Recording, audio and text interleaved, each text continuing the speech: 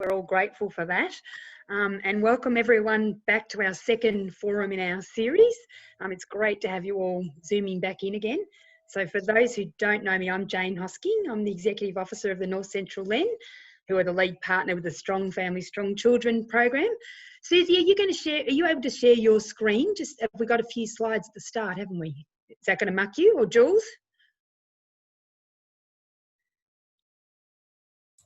Susie, have you got yours ready? I don't need to. I can keep talking. No, I can bring it up. Sorry, I had I've got Tracy's up. I'll just have to quickly bring the other one up. I'll keep talking. That's fine. I forgot to get it up. Sorry. No, it's okay. Right. Just give me 1 second. Okay. That's all right. Well, I'll begin because I want to begin by acknowledging the traditional custodians of the lands, the many lands that we're meeting on. So maybe just to continue our chat, if people could pop the traditional custodians from the land that they're meeting on today into the chat, that would be great, just so that we can acknowledge those custodians as well. In my case, that's the Dja Dja Wurrung. And I'd like to pay my respect to elders past, present and emerging. Thanks, Jules. Oops. Barappa. Thanks, Jackie. Can people see the screen? Yes, I can. Yeah. Great. Thanks, Julie. We've still got people joining us, so that's fine. They'll just keep joining us. Thanks, Jules. You can, I guess that might be the next one that I'm supposed to be talking to. Is there another slide after that? Can you just keep moving through, please? Yeah, sorry, I'm trying to get the 18th of June one. Sorry. Don't worry. Maybe we won't worry. Will we see you? Are we on the wrong one? Yeah, we've got the 18th of June one. Sorry. Okay, doesn't matter. It's all good. So really, my job is to just welcome everyone again, and also I have the great pleasure of introducing Tracy today. Oh gosh, we've got up our charter here. So this is probably just a little bit of a reminder to people that Strong Family, Strong Children is a partnership in the Loddon Shire, and moving now into the Bull Oak and hopefully further beyond there. So if you haven't seen this before or you'd like a hard copy of it, please let Susie or myself know and we'll forward it to you, because we'd love everyone to get involved in the partnership, and we've all got a role to play with making sure that our children are supported to arrive at school ready to learn and thrive. So please contact us. But it's my great pleasure today to introduce Tracy Farrell, who's going to be our facilitator. And Tracy's an experienced mental health social worker and trauma consultant from Echuca. And you may know her name from the work that she's done around the Shared Core Competency Project, which was one of Child and Youth Area Partnerships initiatives in the recent past. So this project aimed to build workforce capacity to drive better outcomes for our children and young people and their families by building competency against 4 focused areas that contribute to a trauma-informed response. So we're really thrilled to have Tracy with us again today. And so we're going to follow up. Our first session was based on connecting, recognising and reflecting. And now we're ready to respond together to focus on supporting children, families and services moving forward from the impacts of COVID-19. So I'm going to hand over to you, Tracy. Thanks very much. Helps if I unmute myself. Hello and welcome back, everyone. Thank you, Jane. So I'm going to share my screen, and today's topic we're going to be talking about 4 core areas. So let me just share my screen and ensure that everyone can see what we're doing. Let me see. So share there.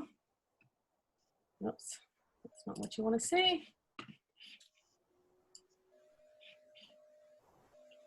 Okay, can everyone see my screen now? Beautiful. So the 4 areas that we're going to be talking about today are the 4 R's that promote wellbeing for children and the families that we work with.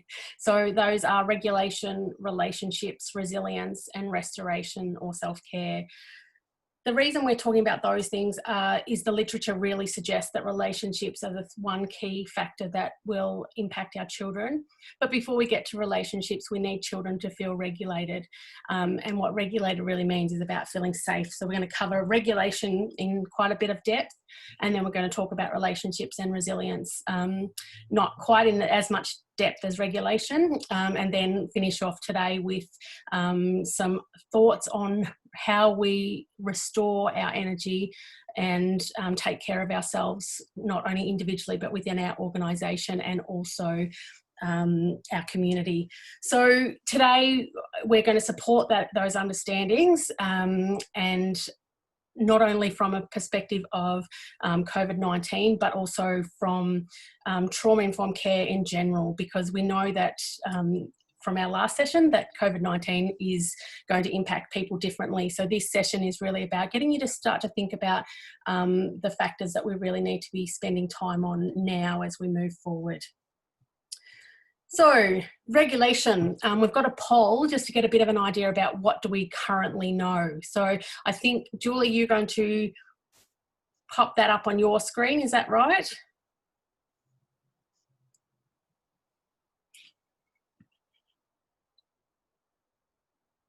Are you there, Julie? Can you hear me? Yep, just working hard how to swap your screen for mine. So just give me 1 second.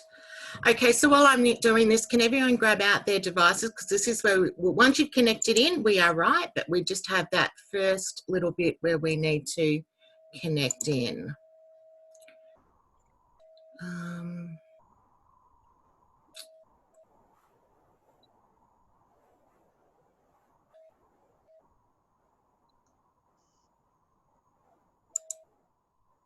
Sorry, I'm just trying to find the right screen. That's what happens when you have too many documents open on your PC. It's not screen 2. This one. Fantastic.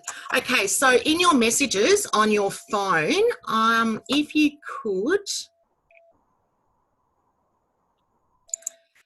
text in your messages thing to the phone number 0427 541 357, and the message I want you to text in capital letters is MCLLEN 545, and this is at the top of the screen, to that message, and then you should hopefully receive a message back telling you that you have entered the poll.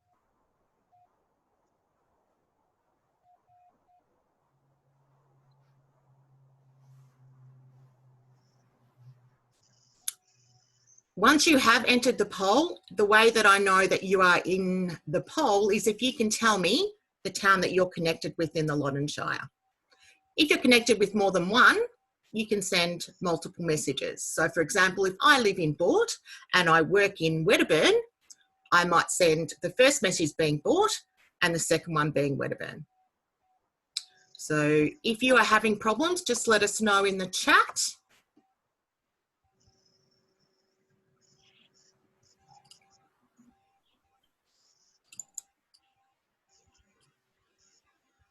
Or have I done a stop share there? I did, didn't I?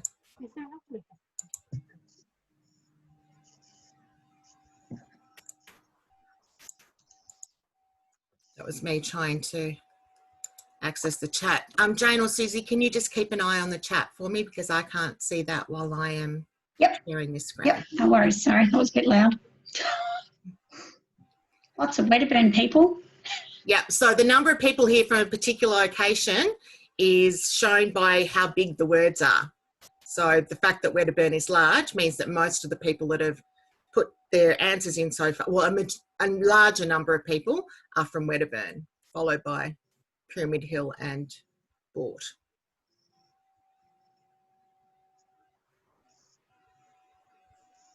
So for people joining, because we've just had Paul Hon just join us and a few other people, we can see with the next one, will you have the instructions are on top of every poll question. Every page? Yeah, excellent. But for those that, if you have just joined us, we are asking you if you've got a device, hopefully a smartphone or a tablet, if you could access your message function and send a message to the phone number at the top of the screen now, which is 0427 541 357.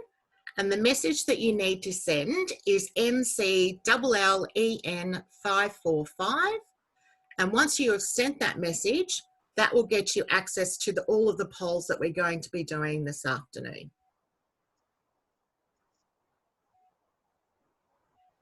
And Jerry's just written there, your town that you're connected with, meaning, you know, which one are you working in or living in?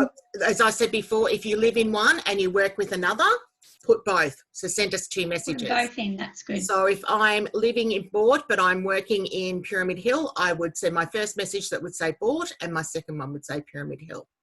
If you work in a job that covers 3 towns, please share all 3 towns with us. This is about us getting an idea of the people we've got online at the forum this afternoon and the spread that we have across the Loddon Shire. So a few people there that have put whole because they're in a role that covers the whole of the Loddon Shire. Oh, we've got someone from London. It's a bit special. Nice. Unfortunately, I think that might be Loddon spelt wrong, but it could not, it may not be. It may be someone from London.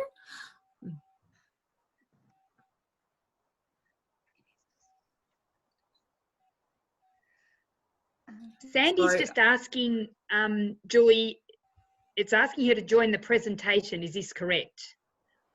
Or maybe she's meaning join the poll, Sandy, are you? The message that you should get back should say you've joined North Central Lens session when you've done reply leave. But obviously we don't want you to leave just yet. No. We want you to keep this session open so that we don't have to reconnect every time we ask you a poll question this afternoon. So once it says underneath, this is where some people get caught. It has a line that says powered by polleverywhere.com. Ignore that. That's just them obviously selling themselves to us because they're the provider of the product we're using this afternoon. Once you're into the poll, the way to respond is just to type in the answer as though you were sending a text message. Okay, I think we might have, it looks like it's slowing down. So I think we've got most of our responses to this particular question. So sorry, Tracy, for taking so long, but I promise it'll be much quicker now that we are online. So the second question we had to catch a bit of data from you before we ask the actual question that Tracy wanted is the sector that you're from. So if you could tell us by clicking on A, if you're from a preschool, B from a school, C from a school support service, D from an early intervention service, E from a child and family service, H for health, G for local government, or a H for other.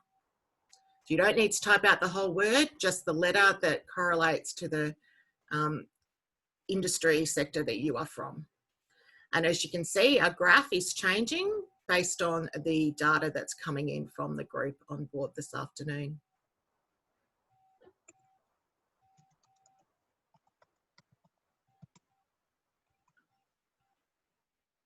So that was A for preschool, B for school, C for school support service, D for early interventions, E for child and family services, F for health, G for local government, and H for other.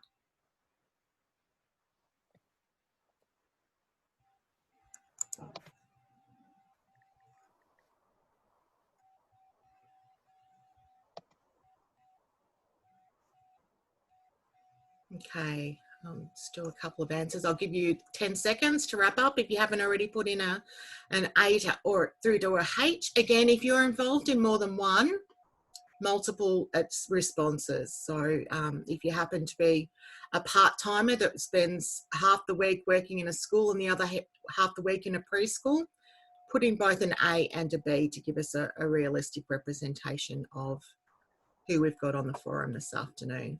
For those of you that had just joined us, we are using a polling product to collect data this afternoon. You'll need a smartphone or a tablet, and you will need to send to join it a message to the mobile number at the top of the screen, and the text needs to be NCLLEN545 to the phone number. And once you've joined it, you'll be on board. Don't worry if you've missed these 2 questions, because the most important one's the third one that's about to come up now. Not that the others weren't important, of course.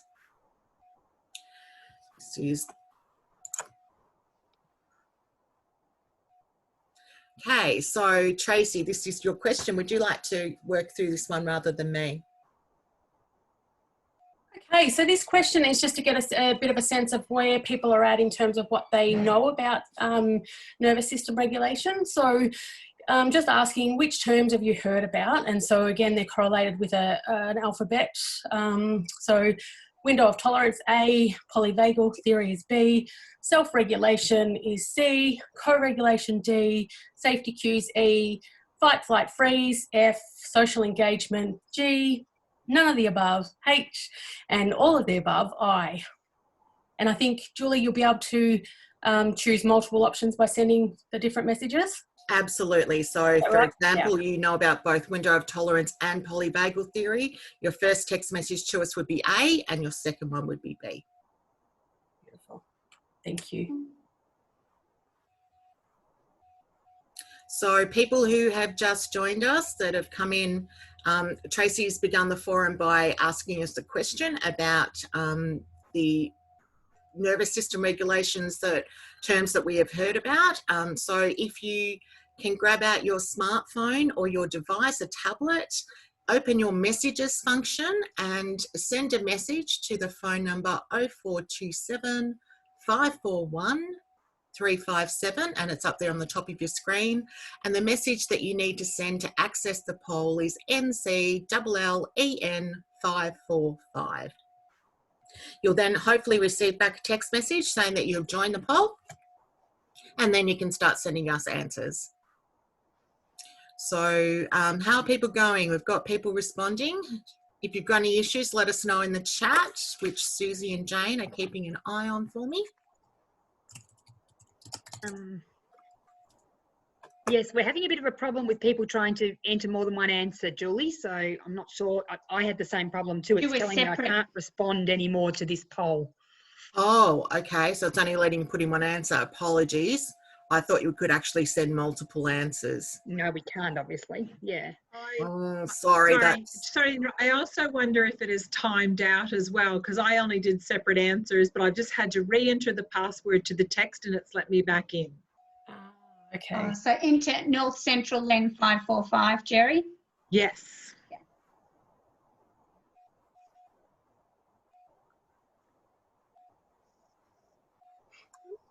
Yeah, you're right. And then we just do one letter per go. Yep. All good now. Sorry for that.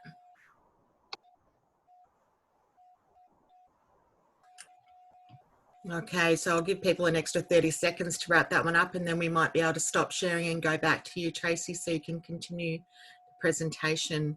So it looks like self-regulation is one that's fairly well known.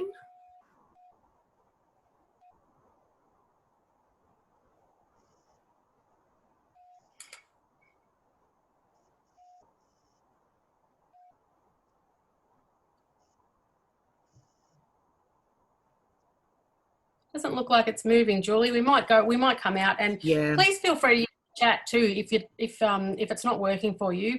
Use the chat and let us know in there as well. So it's still activated in the background even once I stop sharing. So if you want to add extras, you can do that. Tracy, over to you if you want to reshare your screen. Okay, thank you.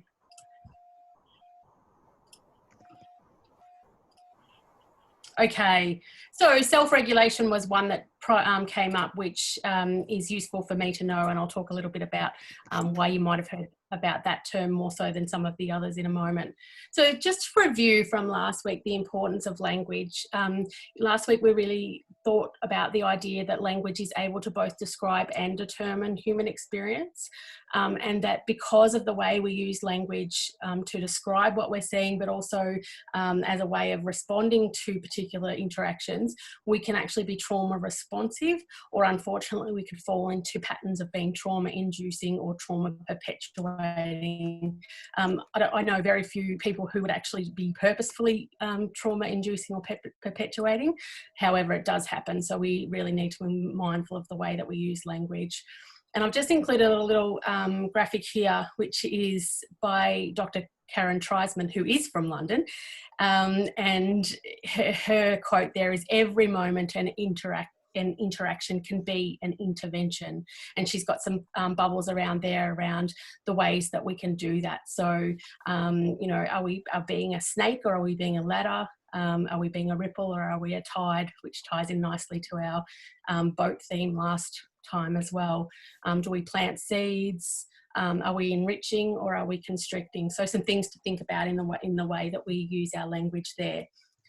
So the first, sorry, I'm going to go back onto that. That will be easier for you to see. So in terms of the underpinning principle of today, it's really about safety. So it's a trauma-informed guiding principle for all of our interactions with children and families.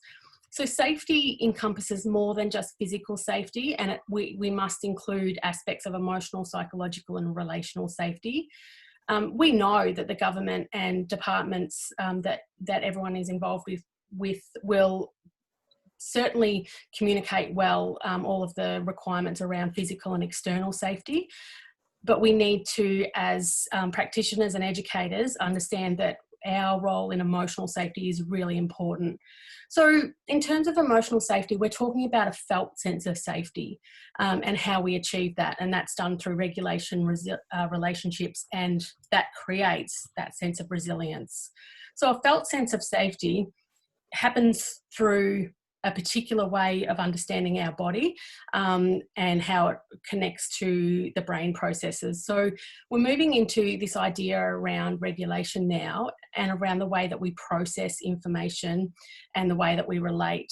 So Dr. Bruce Perry has a model that he uses that actually is great for therapy, but also education and actually any interaction with children and families. And so what he suggests is that, and this is all based on neuroscience and his extensive research over decades, is that first of all, we need to create a sense of safety, and safety is directly related to brainstem activity. Then we move up to movement, so our body and somatic kind of feelings are related to the midbrain. The next part is emotional engagement, which happens through the limbic system. And then finally, after all of those systems are processing information, then it goes up to our thinking part of our brain, so our prefrontal cortex. So that's where the cortical region influences learning. And so unfortunately what tends to happen is that a lot of people go straight up to that cortical region and expect that we can work with people and have them actively learning without considering some of these other lower regions. So today we're going to be talking about how we create that felt sense of safety through these lower two regions, so brainstem and midbrain. So if you've got any questions, please pop them in the chat as discussed. This will be new information for some people, and for some it'll be a bit of a refresher. So happy to have questions at any point. So this graphic of Bruce Perry's as well talks about then moving on from those brain regions around how information is processed. So you can see right down the bottom, we have our inside world somatic input. So what that's talking about there is this sense of our feelings, emotions, and thoughts that are happening within us. And then we have on the other side, outside world, which is the sensory input. So what's happening in our environment and physically in terms of some of those senses, touch, sight, and all of those things. So that goes into our sensory processing parts of our brain, and we need to feel regulated in order for us to be able to then relate and make sense of what we're doing and seeing and interacting. So this then moves up to then again this cortical region where we can actually reason and reflect. So a lot of people will go in with children and there'll be an interaction out in the playground and maybe they've had an argument or a fight, and they'll go straight to what happened, and children will often respond, I don't know. And what I'm asking you to do is believe them, because they often don't know. And the reason they don't know is because they haven't been able to actually access any thinking parts of their brain at that time. And so actually we need to then go back into creating a sense of safety, which then gives the brain time to actually process what actually did happen. And we make meaning together by understanding everybody's point of view and making some sort of shared understanding of what actually happened. So regulation has a direct relationship to behaviour, and in our world we see behaviour as the primary way of seeing things. So we generally frame expressions of unmet need or stress behaviours as behavioural issues, attention seeking, lack of resilience, lack of control, or a choice. And so what I'm asking of you today is to consider that it's actually something else, which is, yes, an observable response to our internal and external experiences, but also adaptive responses to an individual's ever-changing nervous system. And that is a demonstration of our human drive to survive and thrive. So our nervous system is there in order to help us adapt in moment-to-moment interactions to keep us safe. So we are safety-seeking creatures, and as mammals, we are connection-seeking creatures. And so we really need to understand that the stories we tell ourselves first originate from that sensory information in our bodies. And so we need to make sense of that state. So when we see a behaviour that's problematic or confusing, the first question we should ask isn't, how do we get rid of it? But rather, what is this telling us about the child? And so that's a quote from Mona Delahooke, who has a brilliant book called Beyond Behaviours, which is this one here. I'll be creating a resource list to share with you all as well today, but that is a brilliant book that really talks about everything that we're talking about today in a lot more detail. So what is this telling us about the child? You know, if we understand behaviours as from that paradigm, it really shifts in terms of what we actually are going to do. So seeing behaviour as communication always.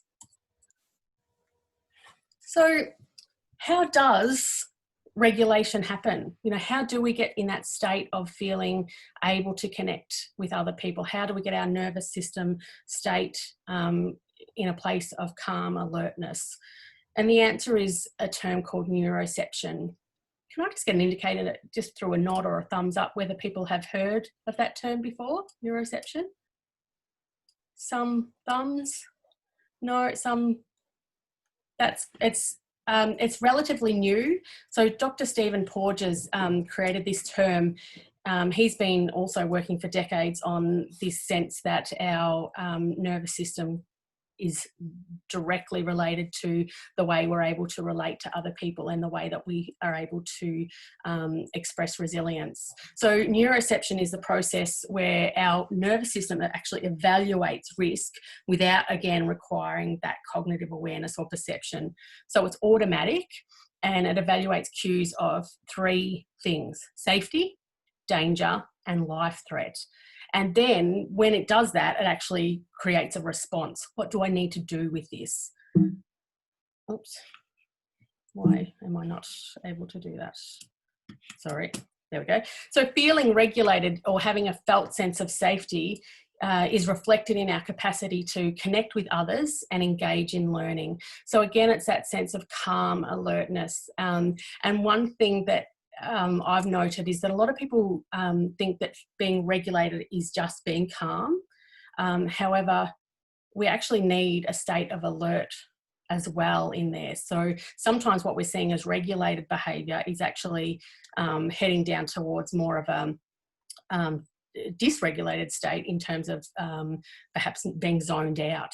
So we have to be really mindful that we're not reading people's body language and in terms of being regulated when actually they're zoning out, which is really important because a lot of the students and people we're coming into contact in the next few months may zone out quite frequently. don't know why I'm having trouble doing that. Okay. So only when we are in a calm physiological state can we convey safety cues to others. So that's really important. We're going to talk a little bit more about that shortly as well. It's important because often we expect other people to feel regulated around us, but are feeling more hyper aroused ourselves, and we can't calm someone down if we're not feeling calm ourselves. Sorry, I got my words twisted there. So this is all polyvagal theory based on the work of Dr. Stephen Porges. I'll be sharing some resources with you in an email, or Susie will, to follow up on if that's of interest to you. So the states that our nervous system create, you probably have heard of fight, flight, freeze. Porges' polyvagal theory suggests that there's actually another part or another aspect, which I think has been taken for granted, which is this state of feeling safe and social. So the terminology around that is our ventral vagal system, just for those who want to follow up on some of that. So that's at the top of the ladder. Down further, we get into sympathetic nervous system arousal, which is the fight and flight states. And then right down the bottom of the ladder is shut down. So that's our dorsal vagal response. And so what this graphic here is showing you is that there's actually mixed states as well, and most of the people that we come in contact with will have some sense of a mixed state happening. So in order to play, we actually need to be safe and social in our nervous system response, but we also need to have aspects of fight and flight activated. So that gives us the energy. So if we think about our nervous system as a creator of energy, fight and flight is a sense of energy of I must do something here, or I can do something here to seek that safety that we're talking about. So play is represented by both of those. And what we need to understand is that in order for play to happen, we must make sure that the people that we're coming into contact with have got all of the access to safety cues, which we'll talk about very soon, so that it doesn't become aggressive. So what will often happen, and I'll give the example of a dog playing. So for those of you who have dogs, you will have seen them do a play bow. So they'll walk up to another dog and they introduce themselves by sniffing each other's bottoms, and then they will lean down and do a crouch. So they're actually crouched down, and they're usually their bottoms in the air and their arms are down there. That's a play bow. So it's basically inviting the other dog into a friendly, safe and social interaction. So it's actually saying, I'm ready to play. Are you ready to play? And the other dog will often just mimic that behaviour back. Yes, I'm ready to play. And then they go. And you'll notice that when dogs play, it looks a lot like fighting often. So there'll be a sense of, some growls and lots of, fake biting, some biting but it's not done hard. So all of those cues are safety cues that are saying, we're just playing here. What happens is that if someone interrupts that play, is that it will often go into aggression. And that's because the safety cues are no longer being communicated between the dogs. So I think that that's really interesting in terms of how we can relate that to understanding children's play as well. So often kids will come together and they'll initiate play, and then something else happens and there's no sense of safety cues anymore. So we really need to be mindful around how do we keep children in that safe and social space? What do we need to put in place? And what things do we need to keep out of sometimes in order for that play behaviour to be able to be articulated in the way that we want to. We want to connect with others. So that's play. Freeze, Tracy, on the other hand. Yes. Sorry, can I just ask a question there? Sorry, because that's really interesting, that whole take on the play. Yes. How does that sort of work in with like following the child's lead with regard to play? When you said about someone, like if someone interrupts the dogs, then is it sometimes if we interrupt the child's play, would that be the same? Absolutely, Susie. So what that would be, that could be perceived as as a dominance cue, so it would feel like danger to them. So if we are telling a child how to play as opposed to being led by the child, it's not reciprocal anymore. It becomes the adult being the leader, that the child then has to decide whether they're going to stay in that social engaged state, except that it's not a choice. Their bodies will tell them, is this safe? And if they've had interactions in the past that have meant that being told what to do or being told in a particular way triggers some of their seeking safety kind of behaviours, they will disengage from that play, and they'll either disengage by fleeing or they'll disengage by fighting, or some will just shut down. You know, they'll skip that step altogether. So hope that helps. Yeah, no, thanks for that. Beautiful. And thank you for that question. That's a great question. So yes, just to the last thing I want to talk about in this slide is this sense of freeze. So you can see that freeze is partly a fight and flight response, but also shut down. And so a lot of people think that freeze is just shut down, but what it actually is that a lot of children that are in a freeze response are alert frozen. So they're frozen, they look like they're not responding, but their nervous system is working very hard to understand, how can I get out of this, what they are perceiving as dangerous or evaluating as a dangerous situation. So they're the children that might not look like they're there, but you'll see slight indicators that they're just checking out what's going on. And, you know, they might make movements to, you know, get away. So they might step back, they might, you know, cover themselves. They're trying to find ways of protecting themselves in that moment. So they're the two important parts there. Stillness requires safe and social and shutdown. So anyone who's working with kids who need to have rest times, they need to have not just a shutdown response, they do need to feel safe in that environment. So we really need to be thinking about the way that we provide those environmental cues to make sure that they feel safe enough to rest. So basically our nervous systems work very, very hard to keep us safe, and there's a lot going on before we even start to think about what's going on. Our bodies are seeking safety in everything that we do, and a lot of it is unconscious, and a lot of it is interestingly conditioned out of us. So often, you know, a child will say to us, I'm feeling tired. No, you can't be feeling tired, you just had a sleep. Or I'm feeling hungry. No, you just ate. So we actually get conditioned out of understanding what our body is telling us. So really important to understand the ways that we might minimise children's expression of what's actually going on within themselves, if that makes sense. Beautiful. All right. I need to click not. Oh, yes. So our state creates our story. So what's going on in our body creates the story that we tell ourselves. So in socially engaged mode, we see the world as safe and fun and peaceful. We see ourselves as being happy, active, interested, loving and lovable. And we see relationships as safe, and we want to connect to other people. When we're feeling mobilised, which is those fight-flight behaviours, the world feels dangerous or chaotic. They might feel angry or anxious, and they feel very much like they need to protect themselves.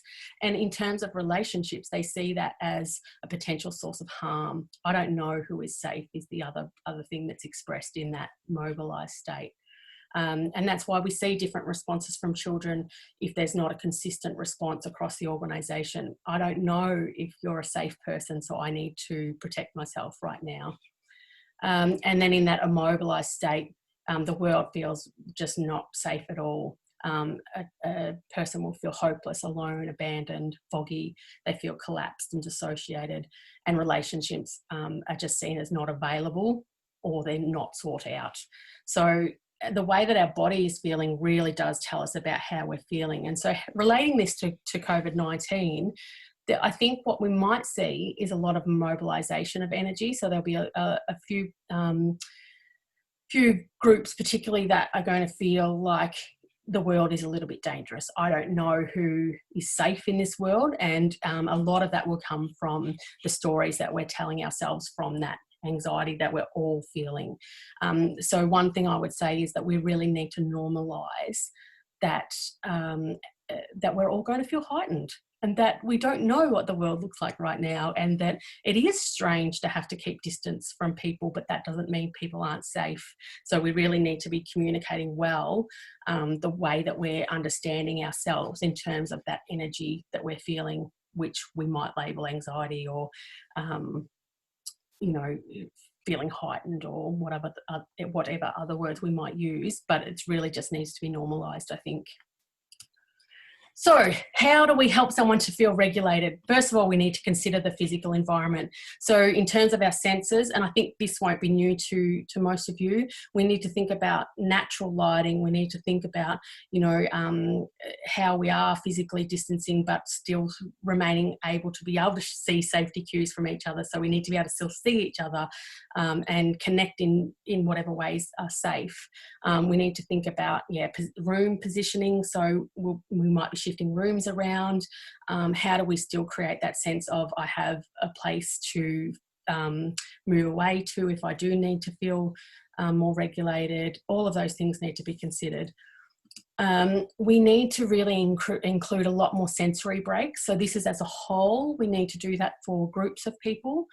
But we also need to create tailored integration and release activities. So what I mean by that is really getting a sense of the children who might be feeling dysregulated and working out, and we do this by being curious and watching and observing, what is it that they need? And the thing about children, not so much adult, but children, will show us what they need just by the way that they are in the world. So if you're seeing a kid who's sitting there and just can't sit still, they need to move.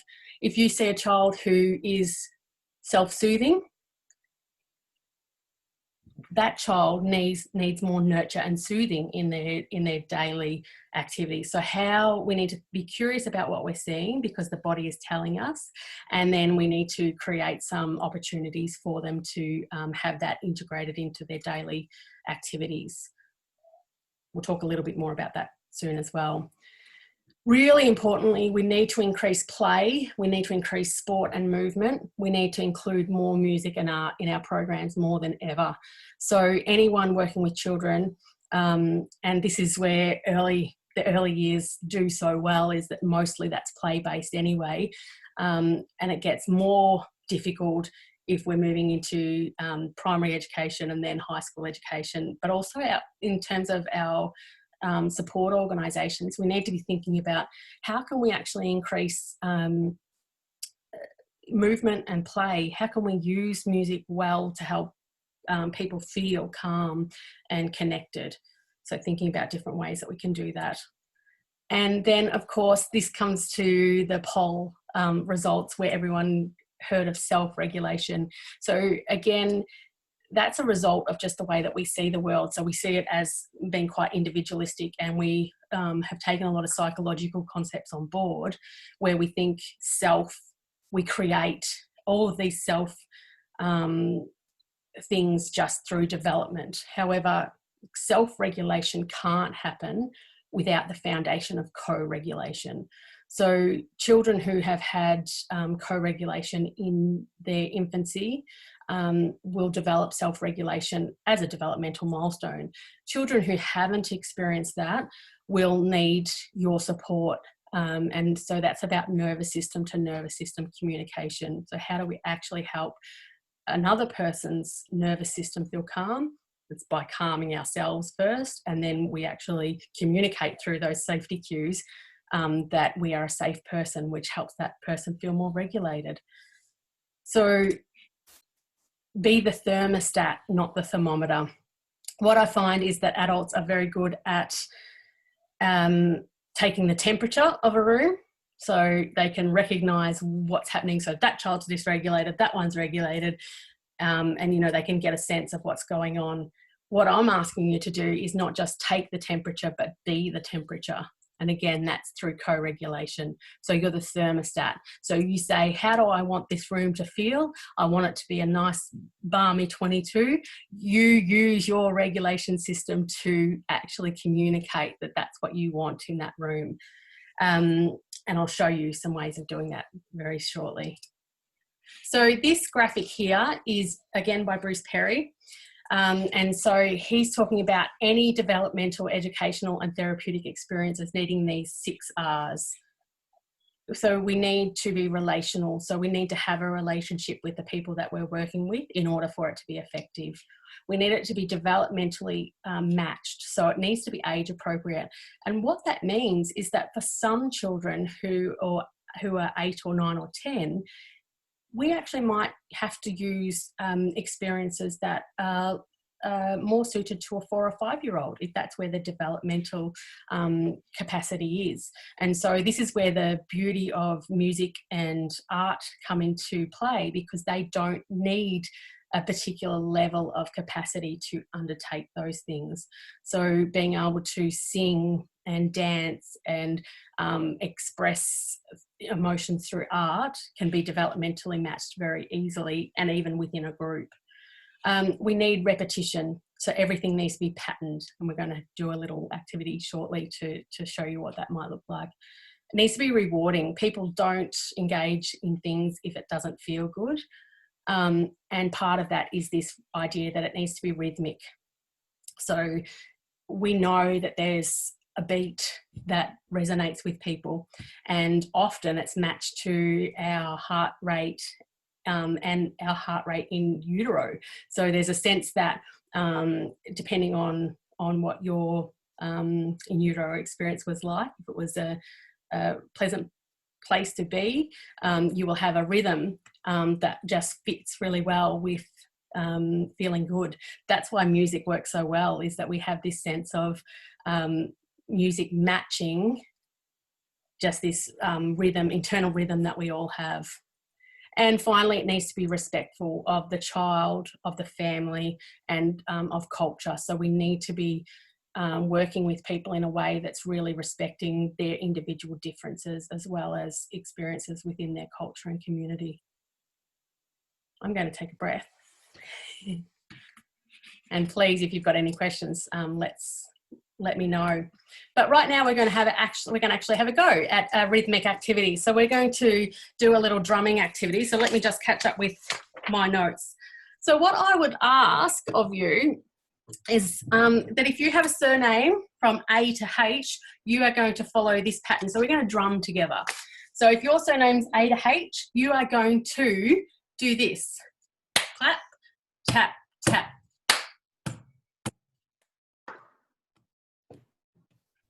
I will unmute you shortly, so you can practice that if you're in A to H. If you're in I to P in terms of surnames, you are going to do this pattern. You are going to clap, tap, clap, tap.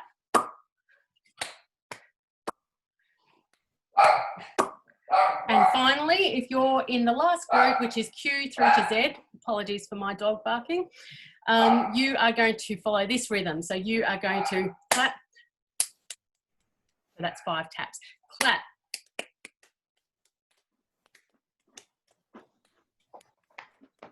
Okay, so I'm going to unmute you all if I can find how to do that. Or someone, Susie or Jane or Julie, can you unmute everybody? I think you do that through the participants list, which I just can't get up. I can mute all, but I can't unmute. Oh, yeah, here we go. Oh, I think I've just unmuted everybody. Is that right? Yep. Awesome. Everyone's unmuting themselves. Good on you. Yes, beautiful. Okay, so does anyone need a recap? Or does everyone know where to start? Okay, a recap. So A to H, you are going to do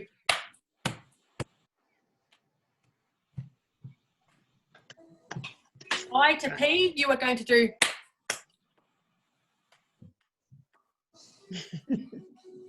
and Q to Z, you are going to do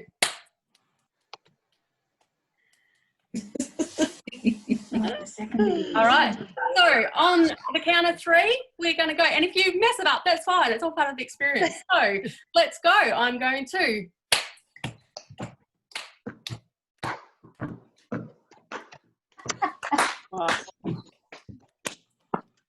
We're coming in on my. That's it. Where is she?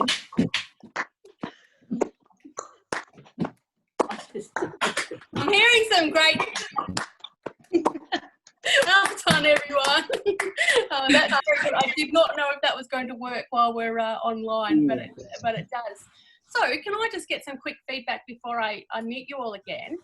How did that feel to be part of that? Weird. It felt connective, like it felt like we were connected. Yeah. So it gave us a group purpose, didn't it? Yeah. What did you notice about your nervous system? It got your attention. Mm-hmm. Woke you up and got your attention. Beautiful. I started off freaky and then it felt good after that. Yeah, so there was a sense of, I don't know how safe this is. And then it moved into, actually, no, this feels pretty good. It feels social. So that's a great demonstration of, oh, is this dangerous to me? Is this a threat? Oh, no, it's not. Everyone else is engaging. I will too, and feeling really social in that. Does anyone feel more energy right now? Yep. Yes. So that was an up-regulating exercise. So the purpose of that one was to actually feel more energy, because I've been talking for all that time. You might have sort of gone into slightly zoned out. And so that was about increasing energy. So what I'm going to do now is demonstrate a down regulating activity. And I invite you to join me, but this is a standing up one. So if you've got headphones, you might not be able to, but I encourage you to if you can. So I'm just going to mute you all for a second. I can mute all. Thank you. It's not working for me. All right. So I'm going to stand up.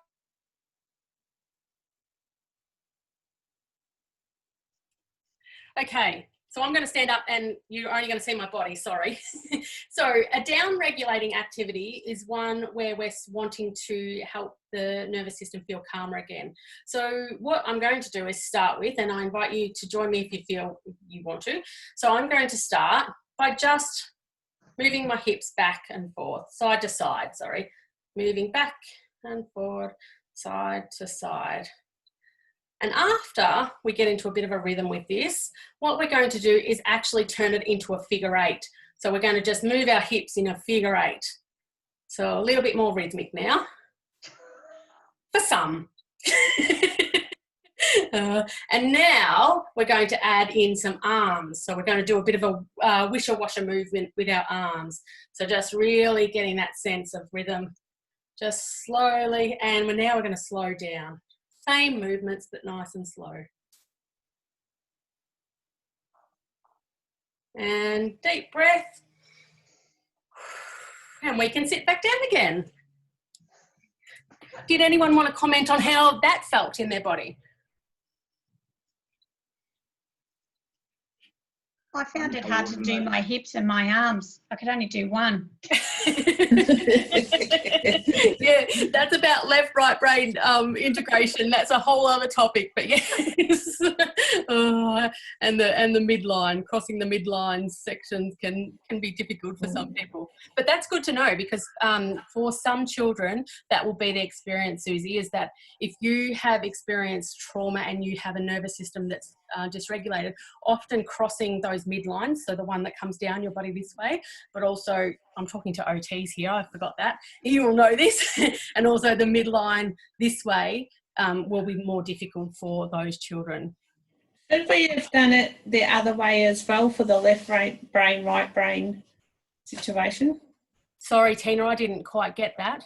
Should we have done it the other way, like the way we had our hips rotating? Should we have gone the other way to equal the left brain, right brain? That would be brilliant. Yeah. So this would have helped, I'm assuming, made people feel calmer in their nervous system. But in terms of fully processing an experience, we would want to then go the other way exactly to complete that sequence. So yeah, thank you for sharing that, Tina. That's useful information for people as well.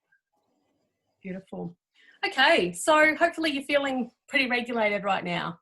some examples. And so it's just about thinking about the little things that we can do in our interactions with children and families to help them just feel calm in the moment. It doesn't have to be these big, huge things. They can literally be 1-minute activities that really do change how people are feeling.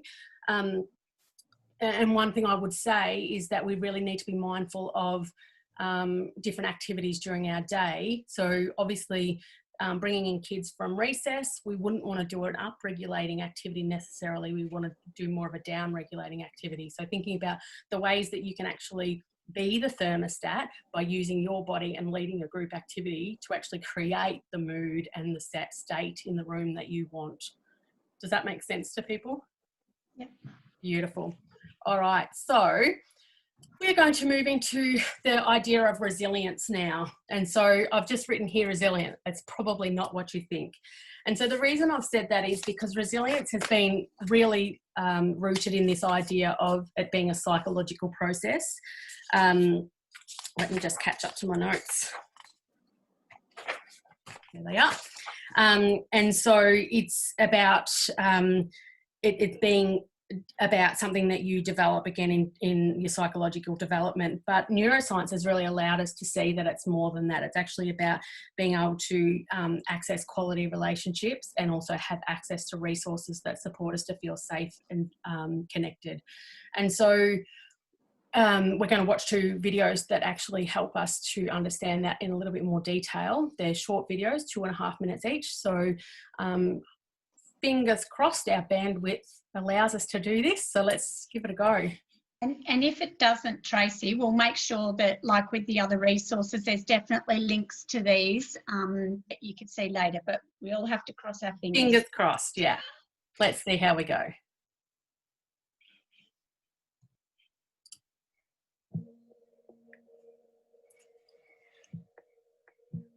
Resilience is the result of a highly interactive process between individual characteristics in the person and the environment in which that individual has developed.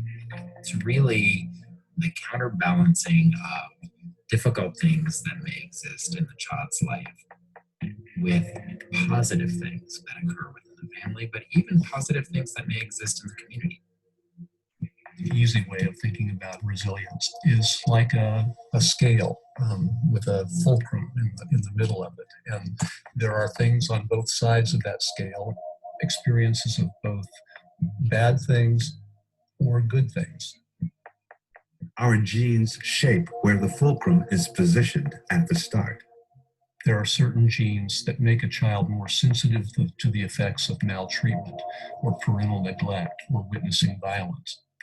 The fulcrum may start out kind of more towards one side or more towards the other side, and that's going to make a big difference in terms of how much these subsequent events affect things positively or negatively.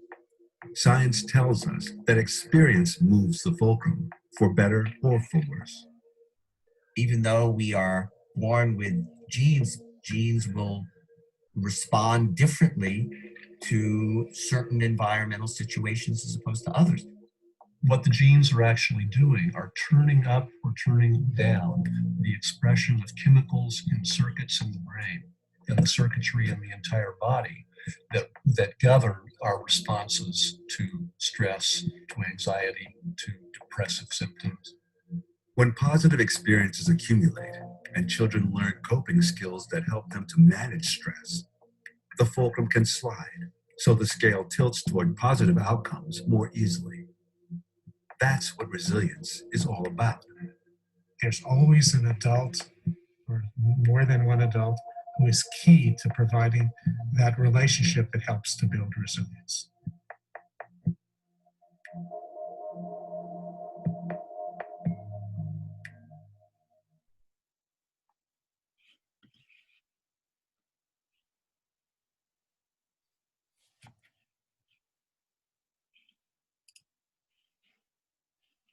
I need to learn. Oh, am I on? Yes. We're on. Right. Now go back here. Beautiful. That worked. That was good to see that actually work, and our bandwidth held up, so that was good. So that was really just about the science of resilience, and now this next one is about how resilience is built, which just really follows on from that one. So let's fingers crossed again and see if this one's going to work for us.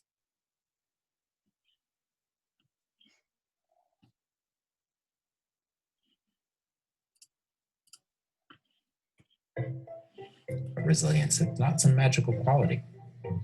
It's something that really can be built, even in difficult circumstances. The key active core ingredient to building resilience are the relationships the kids have to others who care about them. Of course, families play a very important role, but nobody raises children in isolation.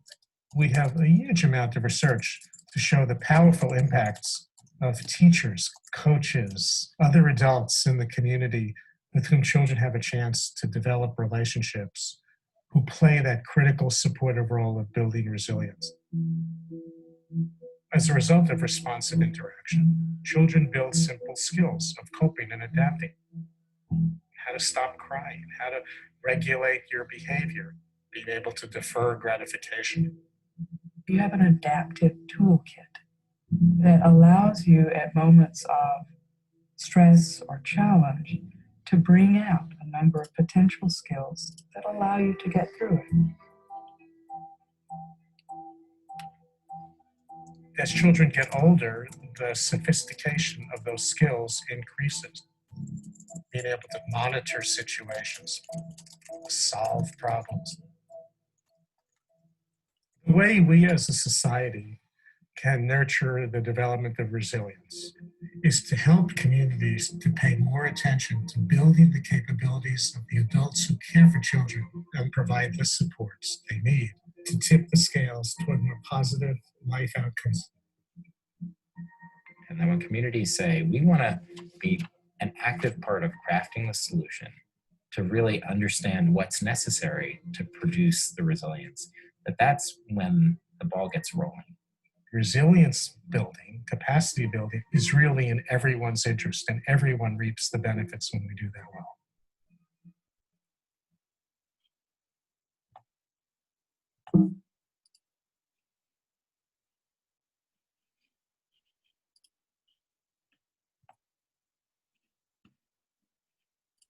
The foundations of a successful society rest on the health. Sorry, just gave myself a scare. I do that every time. You'd think I'd learn by now, but I have not learned, and my nervous system does it every time. So what I hope to have shown by showing those two videos is that it really does take a village. It's this sense of, by community building, we're actually creating individual resilience for our children and families that then creates a collective resilience that we can all learn from. So if we think about this idea of co-regulation, resilient communities actually provide a resource in terms of if someone's not traveling well, we know that there are other accesses, so other supports we can access, and you see it in times of crisis. You know, the bushfires were perfect examples of the way that Australians use their collective resilience to help each other. COVID-19 has been an interesting one in that we saw a little bit of a swing to the other way with some selfishness around, you know, grocery hoarding and things like that. And unfortunately, it seems like we didn't learn anything from that because apparently it's happening again. So I'm not sure. It's going to be very interesting to see the research around what's happened for people this time. But I think it's definitely more a threat because it's an unknown compared to known crises that we know that we've been able to get through before. So I think there's something about if we're perceiving or evaluating danger because of it being an unknown, that it feels bigger than anything that we've faced before. So I think that's my summary of it, but it'll be interesting to see if the research sort of backs that up. Okay, so These slides are from the Developing Child, the Centre for the Developing Child at Harvard again. And so there's just 3, and it's around how do we actually build resilience. And it's about 3 things that we can do. The first is reducing sources of stress. And so, you know, they're associated with the negative outcomes. And so thinking about in your organisations, what are the ways that we are supporting children and family to reduce those sources of stress? And obviously, thinking then about the ways that we can support responsive relationships. So, you know, we can actively do that in our everyday worlds, whereas the reducing sources of stress might be more program related. And then finally, it's about strengthening core life skills, which is around shifting that fulcrum so that the tips in the positive outcomes way as opposed to the other way. And so what I wanted to point out was the fulcrum is really related to the idea of the waves from our last session. So it's what people are experiencing in terms of stresses within their own individual and family experiences. And some communities have experiences that actually tip their fulcrum to be a certain way as well. So thinking about that, so how do we actually support them with resources to shift that as well as strengthening those core life skills? Which is a very brief overview of resilience, but really for me, resilience is built through regulation and relationships. So let's move on to this idea of relationships. I'm just going to check the time. Beauty, we're traveling right on time, which is perfect. So thinking about relationships, one thing that we need to do to develop that relational capacity is create a sense of belonging. So belonging is a core human need. And if we feel like we belong, we are going to be able to relate to the people around us.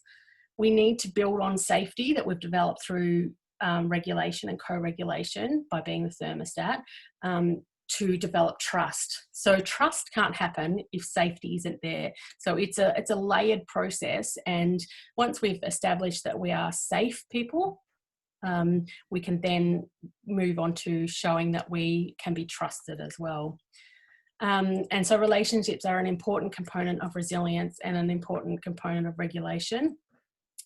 And we need to be both a secure base and a safe haven. Those are terms from the Circle of Security program. And this next visual, I'll explain a little bit more about what those things mean. So if we think about the hands, so we've got a pair of hands, and the first is the secure base. And so you can see the secure base provides the base from which people can go out and explore. So children need us to actually help them explore their worlds. And we do that by watching over them, so observing, delighting in me, helping me, and enjoying their exploration with them. And so one thing that I've found is that most people have one hand that they are more able to feel comfortable using. So in terms of like they'll let the kids go out and explore, but they might not be so great at doing the safe haven part, which is I need you to provide me with the base to welcome me back when I need to come back for protection, for comfort, for delight again, or if they need their feelings organised.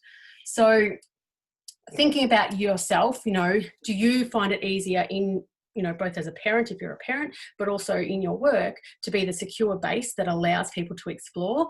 Do you feel more comfortable being the safe haven, so coming back and helping protect and comfort people? Or are you pretty balanced in terms of being the pair of hands? So the pair of hands will always be bigger, stronger, wiser and kind. Wherever possible, they follow the child's need, and wherever necessary, they take charge. So that's about, you know, offering protection and organising feelings if you need to. And so the reason why we might be better at one of those is related to attachment, which we haven't talked about today and we won't get a chance to talk about today. But if you would like resources around that, just please let us know in the chat, because I think that would be a really useful thing for people to understand. But while we're just on this idea of delighting in me, I just want to show you a little bit about the polyvagal theory around facial expressivity, which I think is the next slide. So, no, it's not. All right, I'm going to tell you this first and then we'll get to that. So in order to create safety and trust, we need to be a bit like this house. So us as individuals can be this house, but our organisations can also be this building. So we need to be able to provide the steps of regulating, reflecting and relating, repairing ruptures, which we'll talk about soon, and being able to repeat that in order to provide all of these different types of safety that's needed.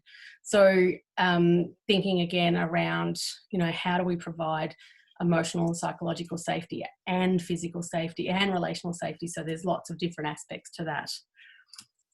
Okay, so this is where we'll talk about facial expressivity as a way of communicating safety and building trust. First of all, though, the prosody of our voice. So prosody is a word that basically just means the way that we use our voice purposefully in terms of the tone, the pace, the rhythm, which words we put inflection on, and that can create a real sense of safety. So I can say something really horrible in a really kind voice, and if you don't have the capacity to actually understand what I've said, you will hear what I said and think it was a kind thing. So this is where congruence is really important, because often what people will do is they will say things that the tone communicates one thing, but facial expression and body language communicates another. So it's really important to get congruence in all of those things. But in terms of prosody, I can be the thermostat by dropping down and just slowing down my pace and just lulling you into this sense of security just by using my voice. Or I can talk really fast and get you all really revved up and let's go, let's go, let's go. So you can think about the way that we use our voice very purposefully to create that temperature in the room. So where the thermostat, our voice can be one of those things. Use of body language and facial expressivity. So what we know is that the polyvagal theory tells us that our vagus nerve, which is a cranial nerve that actually connects all the major organs in the body. So it's the body and mind connector. It is related to a lot of the nerves in our face that actually show us the way that we are feeling through our expressions. So one thing that's really interesting is that danger is often perceived in the lower part of our face.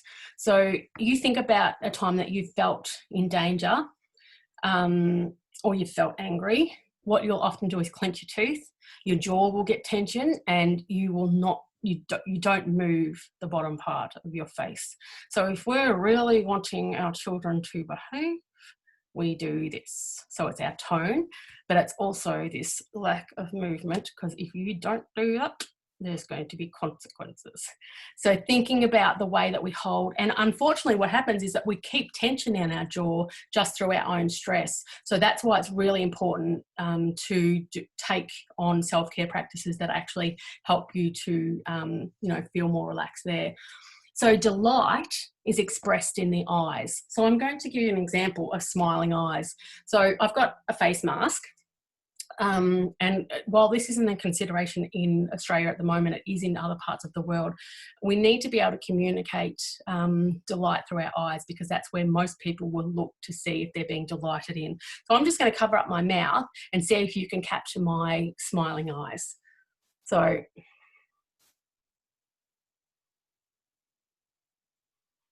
I don't know if you could see clearly or whether I was up on the screen enough to see could you see I was smiling in my eyes without seeing my mouth?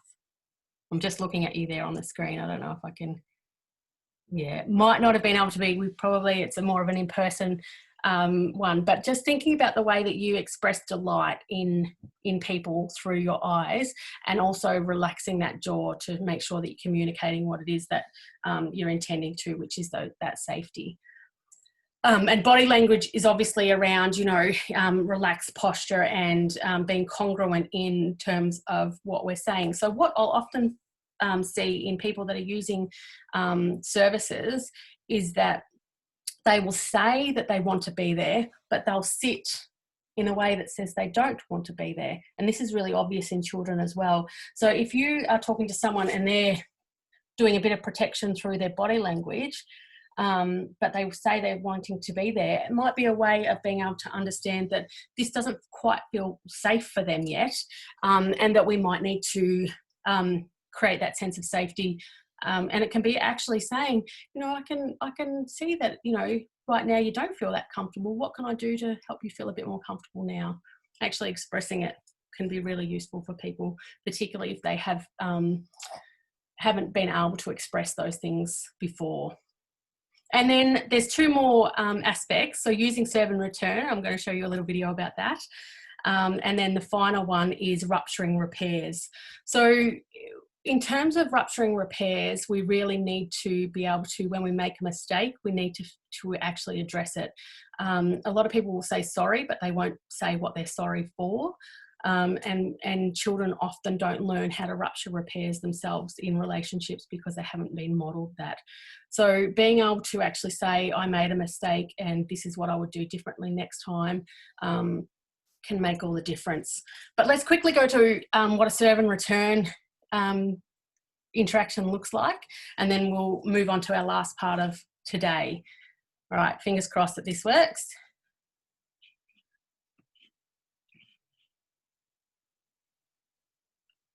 Okay. They need to work on that, right? Yes. Okay.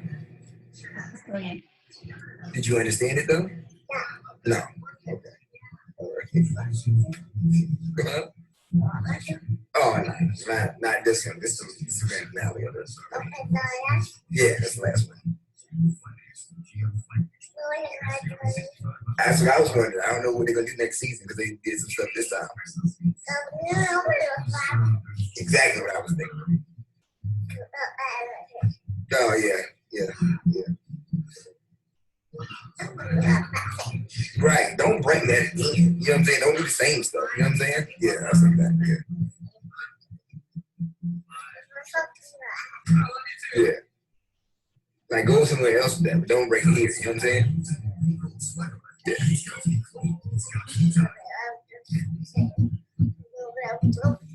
That's what I said. They did. It was like, you know what I'm saying? And I was like, what in the world? Don't do that here. You know what I'm saying? Yeah.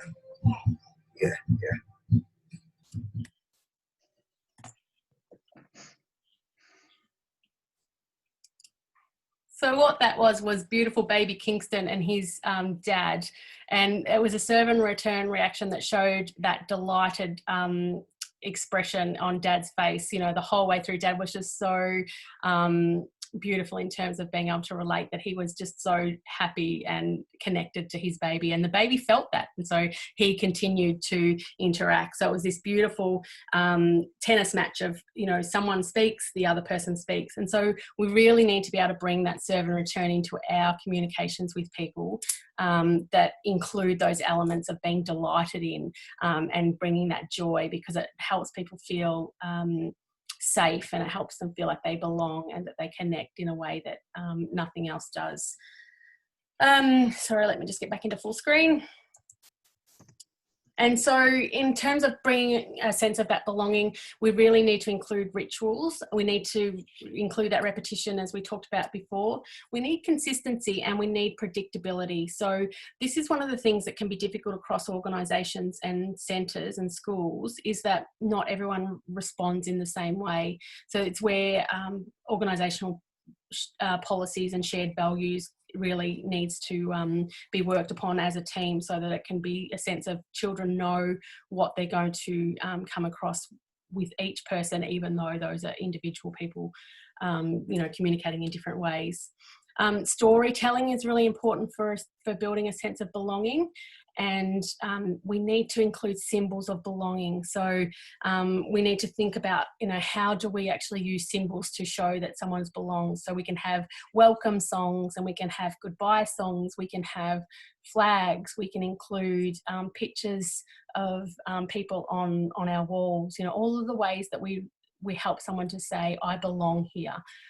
Uniforms obviously are one thing that help people feel like they belong. But I did want to ask, and it was going to be a poll, but we might just do it in the chat, which is, how do we create a sense of belonging, and what are some of the ways that you do that in your school or centre or organisation? So if you feel like sharing in there, that would be fantastic. and we'll share some of those. And just the graphic there that says you do not have to be a therapist to be therapeutic, and that's again by Dr. Karen Treisman. One of the things I hear people say is that, you know, I'm not a therapist, and we're really saying you don't have to be. Every interaction can be therapeutic if we include these elements. Going to skip that. And so this one is by Kristen Wines, and it's Connection is Curriculum. So really building that sense of connection as part of our core work, and everything else is built upon that. Okay, I'm just trying to see if anyone is sharing in the chat, but I'll leave that. If anyone's got anything that they want to share, that would be wonderful. So let's move on to the last part, and I've got literally 2 minutes to do this part, so I knew that would happen. Self-care is always left to the last, and it always gets missed, so I'm going to do it quickly, which is, what does restoration really mean? So they're activities that support the release of tension and recharging of energy. So it's that dual purpose of helping us get rid of energy that's not supporting us, and actually bringing in more energy to support us in our work.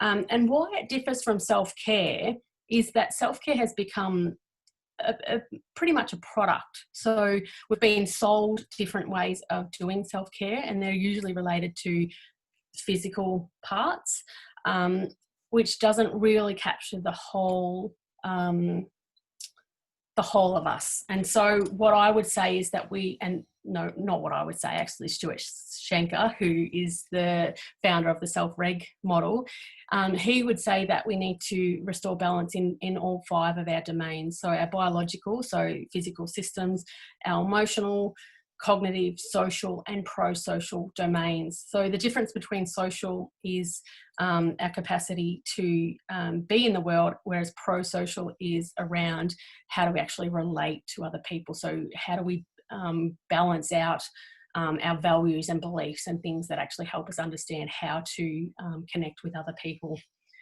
And so this slide of mine is around how do we maximise self-care by becoming more intentional and including organisational care.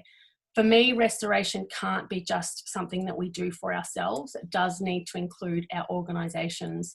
So I've split it into 3 kind of domains, which is retaining activities. So how do we maintain our well-being? So those are the things that probably feel like they're more known. So it's getting out in nature, moving more, eating a balanced diet, hydration, sleeping well, mindfulness, breathing breaks, body scans, allowing our emotions, and boundary setting. So they're the ones that tend to be the ones that are primarily focused on. And organisations can support that through team care days, recognising people when there's, things to be recognised, which there are every day, providing people with access to supervision, creating team rituals. So how do I know that I belong to this team? By creating a culture of safety, trauma training, building in reflective time is so important and so overlooked.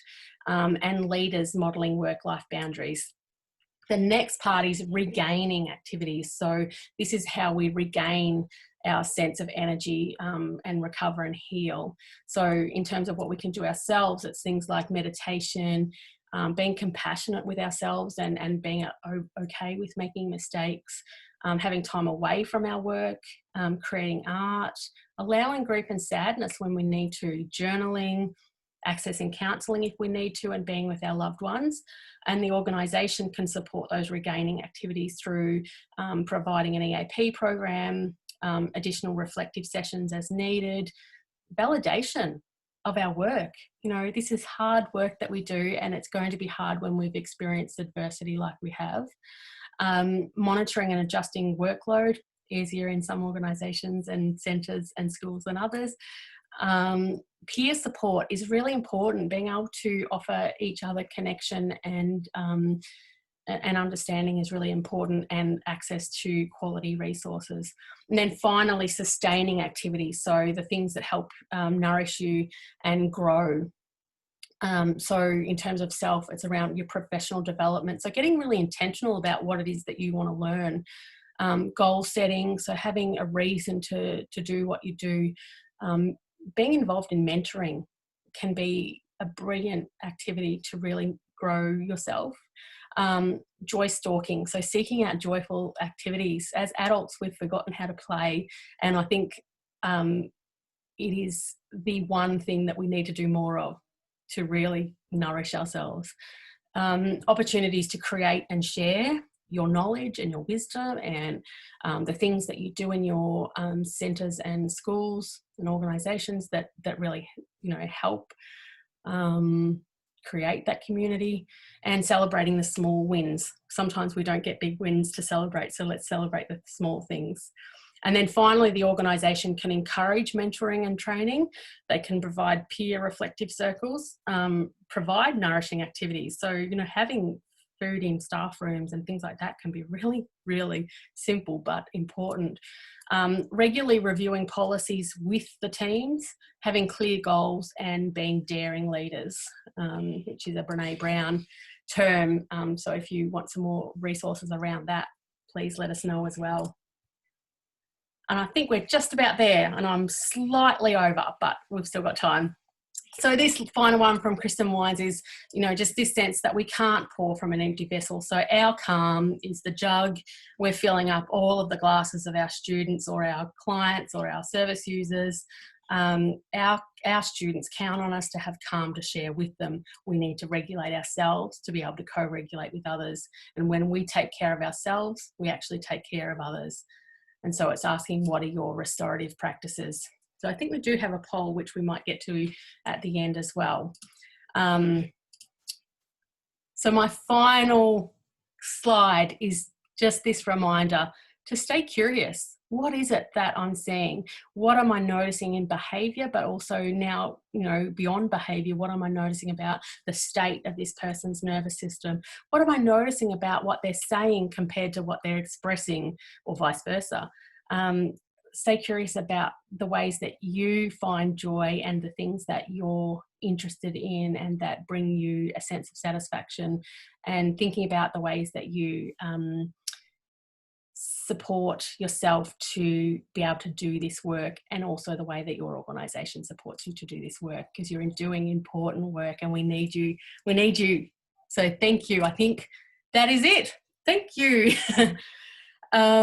So I think we're going to go to some polls. Is that right? Yes. Julie? Yes, we are. Beautiful. So people want to grab their devices again. And I have fixed the responses so you can do multiples. My apologies. There was a setting that I needed to change. So Trace, did you want to work through the questions? Yes, sorry. No, that's all right. I can do it, but I just thought you might be better. Yeah, beautiful. So my question for the first one is, what categories are missing from your restoration plan, if you have a plan? So do you do lots of retaining, regaining, sustaining, but what's missing? Okay, let's see. Sustaining, yep, that's what tends to be missing.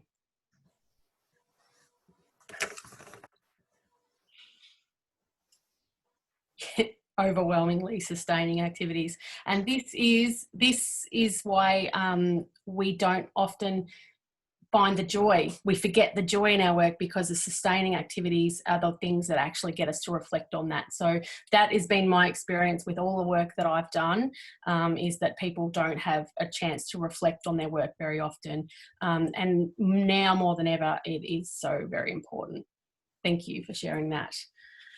All right, next one is, what category do your restoration activities fall into? So do you do retaining activities, regaining activities, or sustaining activities?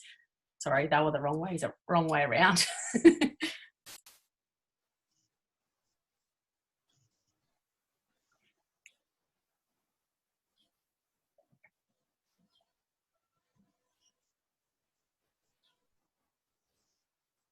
Yeah, that doesn't surprise me either. So, you know, those, the ones that are retaining activities tend to be the ones that we have been sort of trained into thinking about primarily. So that doesn't surprise me. Yeah, interesting. Regaining. I wonder whether regaining activities is because you don't need them. They're not experiences that you need to heal and recover from. interesting, can pop it in the chat if you feel like doing that. I feel like if we do this work, if you work with children and families, there's always going to be things. I guess it's about, are we reflecting on it to understand that we need it? Might be the bigger picture of that, I think. Beautiful. And then I think, Julie, are the other ones related to just the content of today and how people found it? Is that right? No, there's still two more.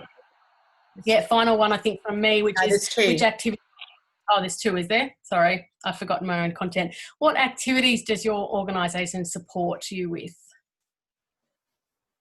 Oh, good. All of the above.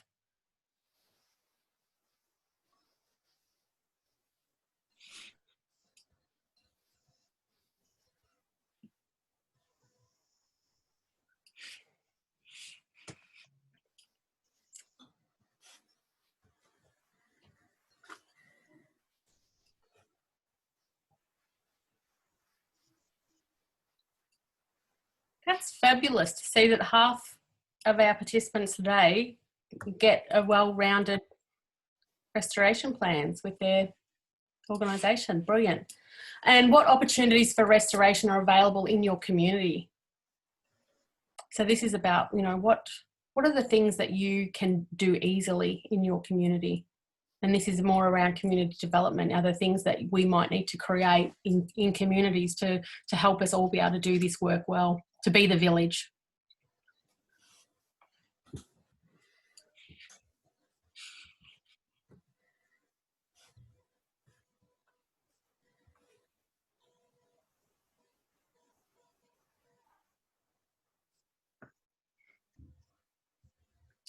Yeah, that kind of fits with everything else as well. And people can still vote, I think, on these even when we move to the next ones. Is that right?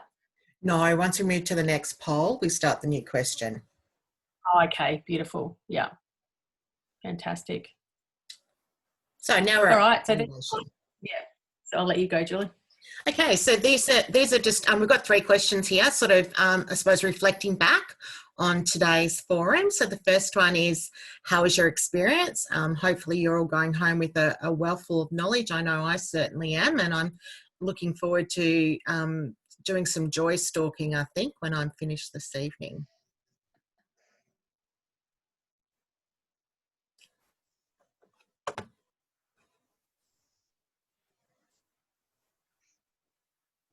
Okay, and the next two are a couple of open-ended, so we can get some feedback from you. The first one, what did you find most valuable from today's forum? So you can type a couple of keywords, you can type a sentence. You can do it more than once. I have changed the settings so that you can actually have multiple answers if there's more than one thing that you found most valuable from today's forum.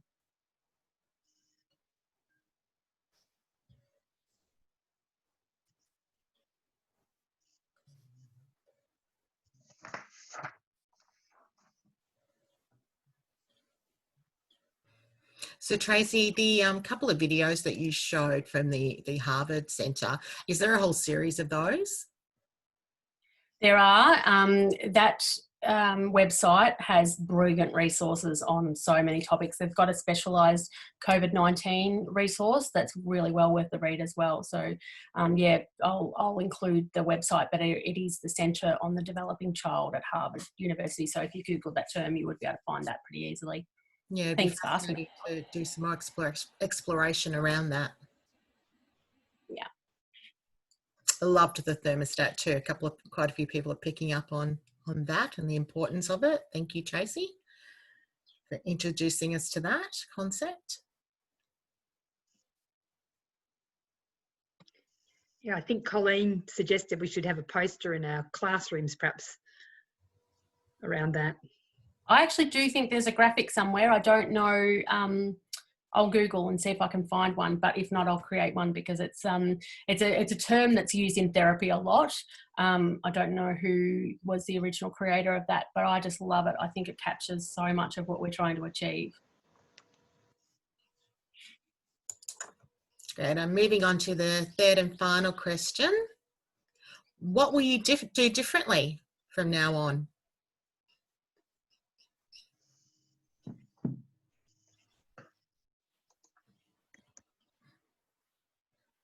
because that's been our aim through these forums, is to provide you with information that will influence and inform the way that you operate.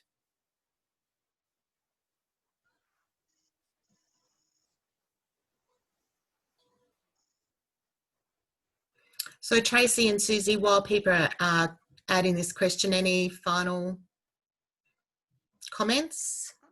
I was actually wondering if anyone had any questions that they wanted to, if they don't get a chance to ask, or they're feeling like they'd rather just send it directly, we can send through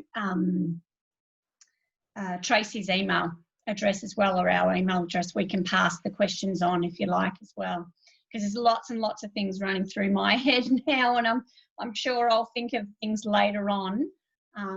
Yeah, so please do that for sure. Yeah, I agree, Susie, because you need to reflect on some of this too, and I'm sure you're fading out. Lots of people will have lots of thoughts after.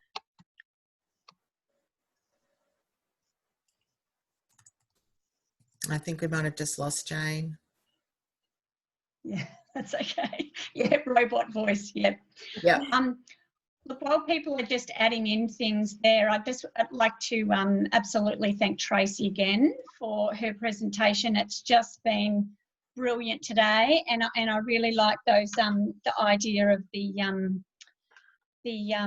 you know, the rhythmic things that can help keep us up, and then the other things to, you know, make us calm down more. I think they're really great, just little tips and tricks that we can take. I know I've got heaps of things that I can think of now, the little tidbits of information we can take back to our work. So thank you so much, Tracy. And look, I don't want this to be the end of it as well, so please feedback to Jane and myself anything if you want to go further down a direction with a particular thing, because we're going to engage Tracy to really help us with our Strong Families, Strong Children work, and really support us in building that village, so that we can support all children to have that best start in life. And the best thing, like you said, Tracy, if we really support children and support them to be resilient, we know we're going to have a wonderful, resilient community in the long run as well. So can't say thank you enough, Tracy. It's been brilliant.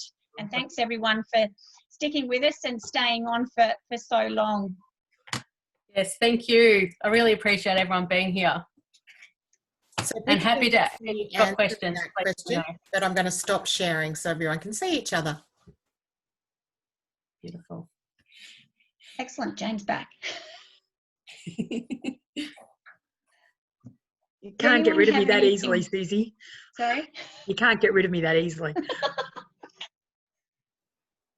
Did anyone have anything they particularly want to ask before we sign off?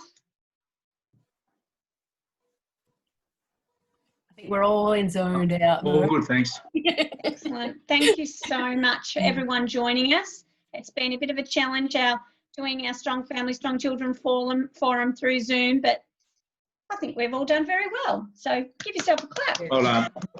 Well done. Brilliant work. And enjoy the rest of your evening.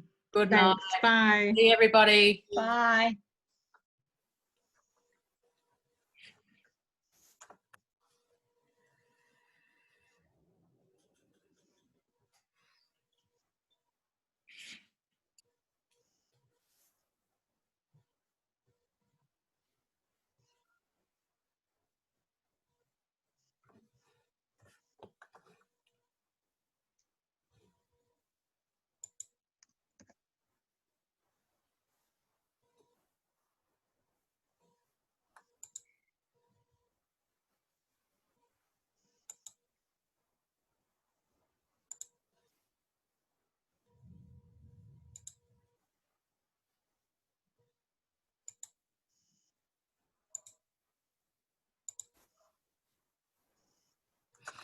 Hey, there we go.